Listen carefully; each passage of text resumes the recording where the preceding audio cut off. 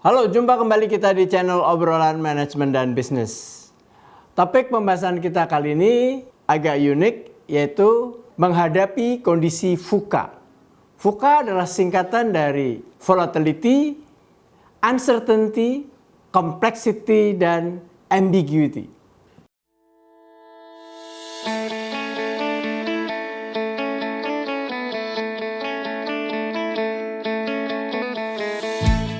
Dalam business management, kondisi seperti sekarang, bulan Maret 2020 dan sampai dengan beberapa bulan ke depan, adalah merupakan kondisi yang disebut VUCA, atau kondisi di mana situasi bisnis bersifat volatility, uncertainty, complexity, dan ambiguity. Kondisi seperti ini adalah merupakan tantangan yang cukup besar bagi dunia bisnis. Terjangkitnya virus COVID-19 mengakibatkan perubahan tatanan bisnis pada skala nasional dan juga global. Dalam kondisi VUCA, peran top leader sangat menentukan kinerja perusahaan jangka pendek dan jangka panjang. Faktor kecerdasan emosi pada top leaders akan sangat berperan besar. Mengapa?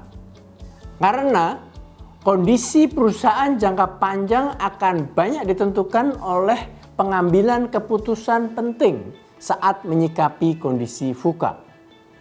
Pada umumnya, pimpinan perusahaan cenderung larut emosinya dengan kondisi VUCA, sehingga setiap keputusan akan sangat dipengaruhi emosi dan dominan fokus pada jangka pendek.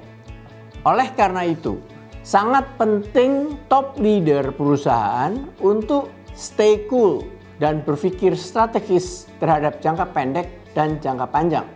Artinya, top leader perlu memiliki keyakinan yang kuat atas langkah yang tepat dan tidak bias dengan kemungkinan timbulnya pendapat mayoritas jajaran pimpinan yang berbeda pandangan.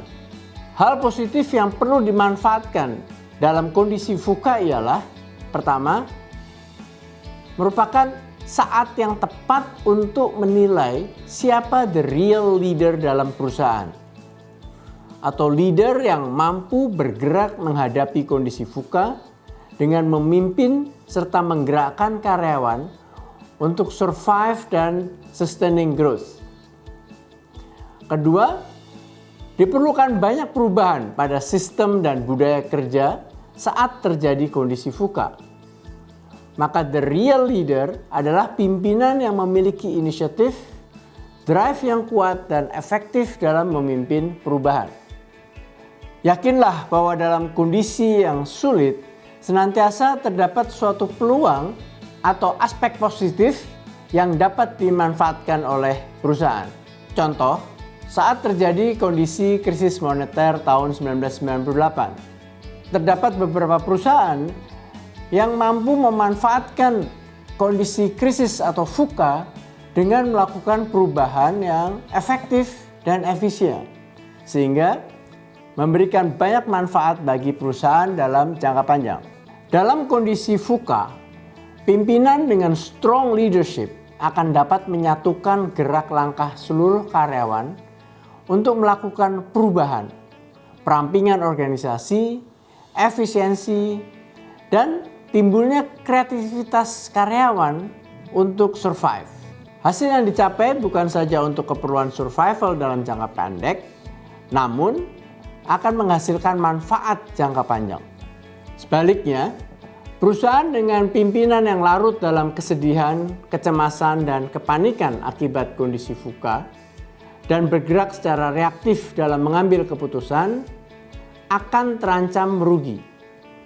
Kondisi VUCA adalah merupakan tantangan besar perusahaan, namun juga merupakan peluang untuk dimanfaatkan dalam pengembangan perusahaan berdasarkan keyakinan para top leaders. Maka, langkah yang perlu dilakukan oleh top leaders, pertama, mereview kondisi VUCA dan mempelajari potensi perubahan pasar yang dapat terjadi. Kedua, menyusun strategic management plan untuk jangka pendek dan jangka panjang. Ketiga, merumuskan strategic initiative perusahaan, sosialisasikan, dan bangun komitmen karyawan. Keempat, lakukan eksekusi dan perubahan sesuai strategic initiative yang diyakini. Demikianlah inti penjelasan pada topik menghadapi kondisi VUCA, volatility, uncertainty, complexity, dan ambiguity. Bila ada pertanyaan, silakan tuliskan pada kolom di bawah ini. Dan jangan lupa untuk like, comment, share, dan subscribe channel ini. Sampai jumpa.